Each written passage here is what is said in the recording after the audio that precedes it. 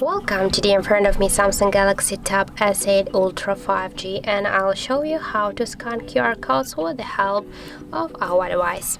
So first we should open the notification panel, and somewhere here you should find the scan QR code icon. In my case that's the last icon here on our top bar, so just click once to scan QR code.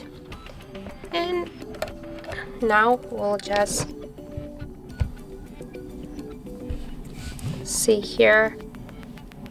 You should just see here in your tablet display the QR code with the camera. And now just you can see that we can open this QR code in browser, or also we just can copy the link. Well, for example, we'll open it in the browser. Just click here, accept and continue.